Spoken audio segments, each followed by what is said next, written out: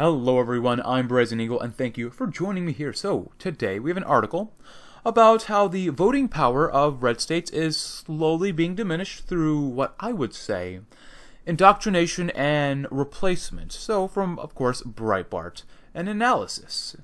Young, white leftists helping to turn red state cities deep blue.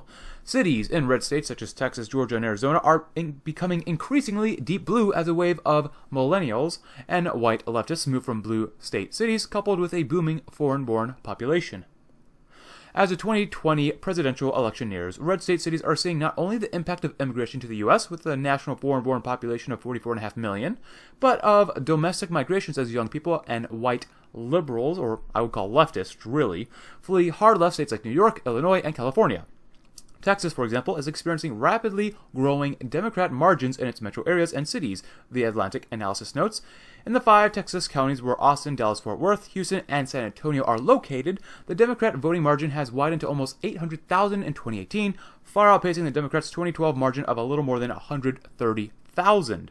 The deep blue turn for these Texas cities is, aside from immigration, white leftists and young people moving from out of state, according to Bloomberg News analysis. And while a growing Hispanic population may someday fundamentally transform Texas politics, for now the leftward turn is driven mostly by the predominantly white people moving to Texas from other states. The Latino growth gets a lot of the attention, but that's far from the only thing going on, says Roy Texera, a political demographer at the Liberal Center for American Progress. You can't understand or explain the way Texas has shifted in the last couple of decades without looking at what's going on with the white population. The same is occurring in Atlanta, Georgia, its surrounding suburbs, and Maricopa County, Arizona, where the city of Phoenix is located. In 2016, Democrats were running a voter deficit of nearly 45,000. Fast forward to 2018, and Democrats turned that deficit into a surplus of about 51,000 votes. In Atlanta, the Democrat voting margin has more than doubled since 2012. Domestic migration to red state cities comes as residents flee cities like New York City, LA, and San Francisco, escaping a high cost of living and growing income inequality, but bringing their politics with them. Analysis by the Atlantic finds New York City, for instance, is decreasing by about 277 residents every day, with every borough in the city except for the GOP-dominant Staten Island losing residents. Queens, New York City, lost the most residents with an outflow of about 18,000. Similarly, LA had the highest out-migration in the nation last year, with nearly 100,000 residents leaving the city than those who moved in. Chicago, Illinois also lost residents last year, with about 22,000 residents moving out of the metro area.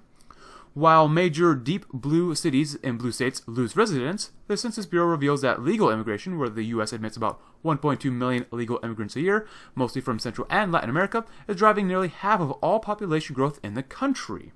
Since 2011, the level to which immigration has accounted for overall population growth has increased more than 13%. At the current rate of legal immigration, about 1 in 6 U.S. residents will be foreign-born by 2060, and about 1 in 10 U.S. voters in the upcoming 2020 election will have been born outside of the country. In the next 2 decades, should the country's legal immigration policy go unchanged, the U.S. is set to import about 15 million new foreign-born voters. About 8 million of these new foreign-born voters will have arrived through the process known as chain migration, where newly naturalized citizens are allowed to bring an unlimited number of foreign relatives to the country. Foreign-born voters, as researched by Axios, the New York Times, University of Maryland, College Park researcher James Gimple, and Ronald Brownstein has confirmed, are more likely than native-born Americans to vote for Democrats because they love taking other people's money away. Anyway, so kind of like what I stated earlier at the beginning of this video, I said that it was a combination of indoctrination and replacement causing red states to turn more and more blue, at least in the cities. Now, obviously, by replacement, I mostly mean immigration, and we can get into that, but that's not the main focus of this video. And of course, we gotta consider, though, how some of the native population is, of course, migrating across the country. Like the article said, from California to Texas to other places, I'm sure like Oklahoma, from Illinois to probably surrounding states of maybe Wisconsin, or is it Indiana or Iowa or something like that. And New York, of course, people from New York going down to like Florida, maybe Georgia, and stuff like that. So, This article is obviously focused on young white leftists, which of course is the main concern of this video. And I do know quite a few of these young white leftists myself. But I would say that we need to really look at what they're doing. And for the most part, we got to understand the end of high school, really. And why do I say that? Because at the end of high school, at least maybe even halfway through high school, for everyone really, there is a huge push, a massive push, to get young people into colleges. And you know what? Many people, especially many young people, do end up taking at least some sort of college path or schooling.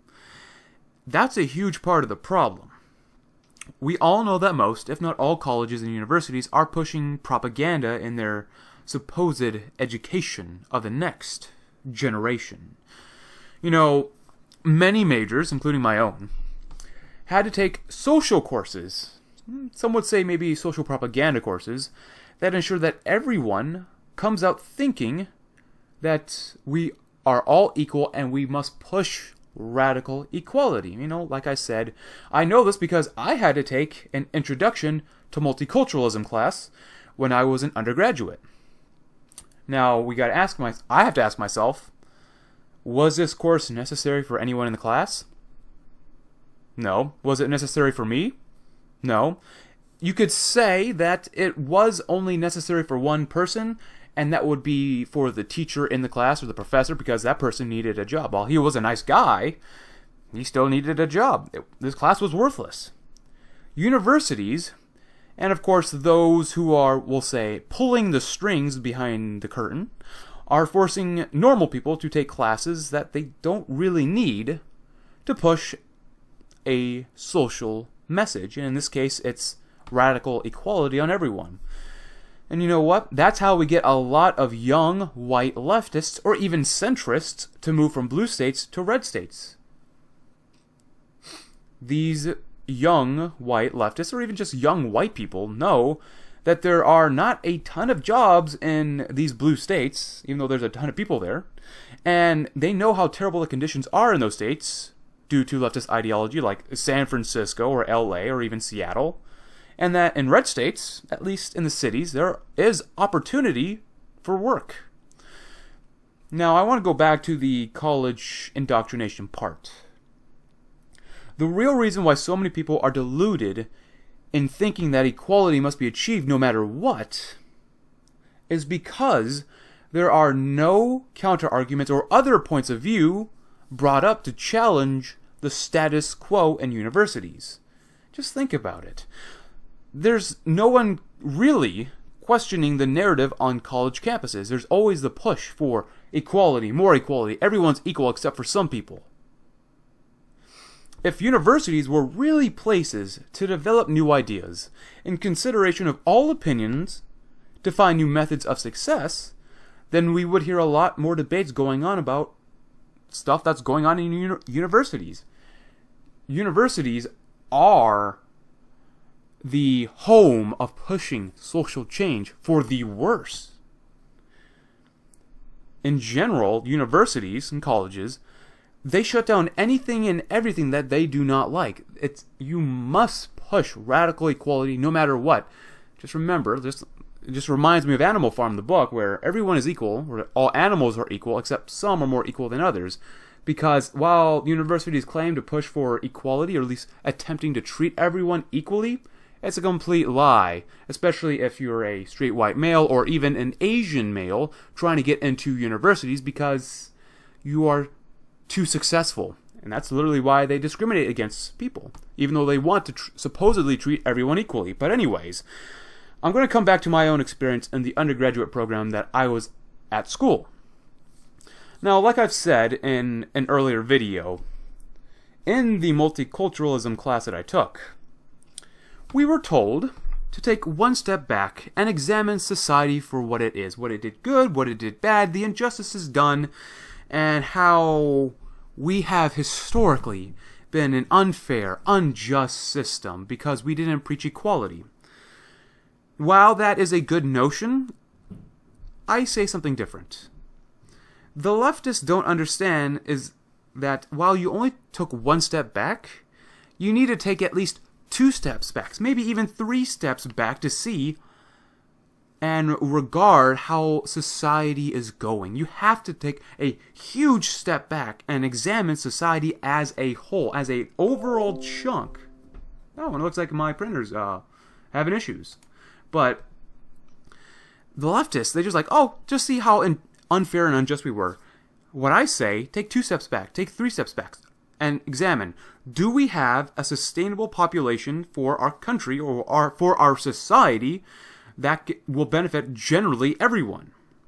Do we have a system in place that will make, in general, everyone more prosperous? Are we going to survive as a people in the next 50 to 100 years? Sometimes hard decisions were made in the past for good reasons. There are many reasons why in history, in almost all of human history, slavery was legal and existed alongside other people. Slavery was needed for a reason. There are many, many reasons why women were never given as many rights as men, if any. There are many, many good reasons why they were never given privileges at the expense of men. There are many reasons why most cultures were hostile to foreigners. There were always reasons why things were done in a certain manner. No one likes to bring up that Western civilization is dying. They don't want you to think about that. They just want you to think about the good feelings now about trying to make sure everyone is equal, even though they're discriminating against you in ways that you don't like. No one likes to admit that we messed up a long time ago. No one likes to look at the reasons why some civilizations were prosperous in the past, while, of course, others are still living today in wood huts. No one likes to examine the rise and the fall of many successful empires and civilizations. For example, even like high school, no one is talking about what made the Roman Republic and eventually the Roman Empire successful, and the decline of those and of that civilization. No one talks about the rise and the fall of the successful Muslim empires and what made them successful and what made them decline, or the Spanish Empire. There's so many civilizations out there that we could learn from that universities don't want you to know. They just want you to accept the idea, the false idea that we're all equal and that we should all be equal no matter what, even though some people are more equal than others. But you know what? Just like everyone else, young white leftists have been lied to. But you know what? There is no counter-argument, at least in the current moment in universities. And this was, I know, kind of a rant video, but anyways, thank you very much for watching. I'm Brazen Eagle, and I do hope you have a great day.